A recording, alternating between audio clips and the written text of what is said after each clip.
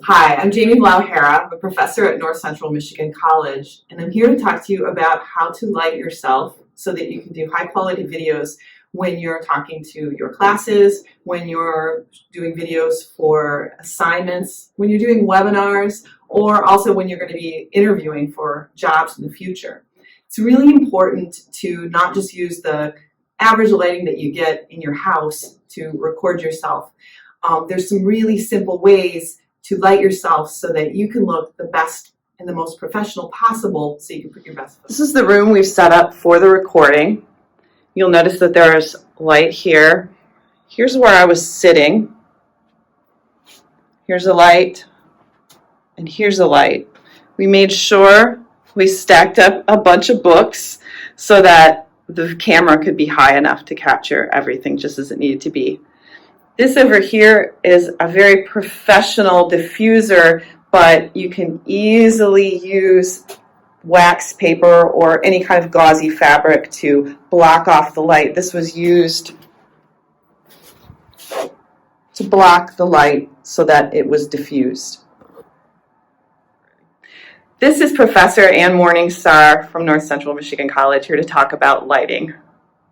So as you can tell, I am standing underneath of typical fluorescent lights that you would be seeing in any classroom or most organizations, buildings, that kind of thing. Pretty much everybody's houses will either have this kind of lighting that's set above them, sometimes fluorescent, sometimes not. Otherwise, you would have a whole variety of lamps around your house to give you the light in addition to windows, and so you have natural light coming in. Right now, I'm standing underneath of fluorescent lights, and you can see sort of how gross and blue and cold the whole light kind of feels. It's also not very flattering on my face and just on skin in general. That is why we have these lights set up, and Jamie's going to be taking us through the whole setup and the variety of ways that different lights can actually make it look better or worse. So this diffuser, as she mentioned before, is going to be really great for helping to sort of block some light. It also can add some reflection as well. Bounce light is what that's called. And you can set all of these things up however your house or your space provides, which is really nice.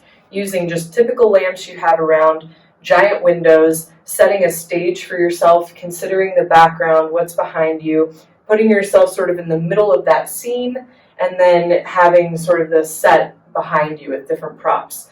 You can certainly move things around in your house to make it look a little bit more staged, and that's totally fine. It can still look authentic, but it will always look more professional if it comes across as you've actually put thought into the actual set design as well as where you're sitting.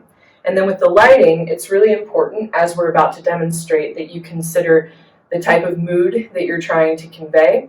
Perhaps you're doing a speech on something that was really scary to you. There's a specific kind of lighting that you might want to consider to help emphasize that emotion and that mood, to convey that to your viewers. If you're doing something more like an interview or sort of a lecture topic, you're going to want to do something that's a little bit more well lit, it feels warmer, and then we're also going to be showing you how to do that as well. So here we have Professor Blaauw-Hara sitting underneath of these really ugly lights that are above us. And as you can see that the light is cascading down, sort of giving a nice light over the top, but as it comes down, it creates these giant shadows that sort of are framing her face, bouncing up, and in some ways making her either look older or even older still, depending on how bad the lighting actually is. So here we have Professor Blaauw-Hara sitting in a lighting set that is just a single key light, and that means that you have whatever your key light is, it's your main source of light that's lighting the scene. And so that's coming from her right side, our left side. And you can tell that it's cascading across her face here, leaving a giant, very harsh light shadow on the other side. And when that's happening, it's actually creating a very uneasy feeling with the audience. So this would be great for something in more of a dramatic scene or film noir, possibly even, in some cases, a horror movie, depending on where the light is coming from. And so you might want to be careful about using this kind of lighting unless you're trying to convey those emotions. this would not be something you'd want to be using for a lecture topic, depending on the theme, I guess. But the only other thing that you wouldn't want to use this for really would be interviews. Here we have a scene that is sort of described more with your single key light, so it's the same light that we used before. And then we also have a kicker, which is basically set to the opposite side, and we currently have it set so that it's bouncing off of the wall. Since we have a lightly colored wall, that light can help us to reflect more of the light, and then that's bouncing on Professor Blaauw-Hara's face. And so you can see that bouncing from here over to here, and so it's lighting this side of her face. We still have the key light coming from this direction, which is giving us a really harsh light here still. So the way that we can soften the harsh light is simply by putting up a diffuser. And so that's really going to help to soften the light. Depending on how close or how far you get, you can see how that light intensifies. Using different materials, anything from wax paper, muslin cloth, vellum, anything that's going to give you sort of a muffled light from that light source. So here's the third lighting setup that we have. It's a 3-point lighting of sorts. Essentially, we still have our key light that's over here.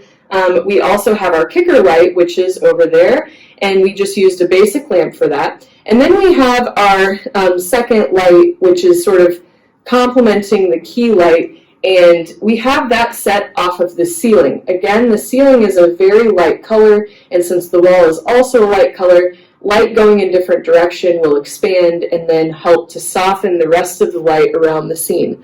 I currently do not have the diffuser set on the key light, but if I go to do that now, you can see a little bit of a difference there, but it's enough of a difference that it really is going to impact the way that viewers see your video and the approachability that you have when you're in your scene.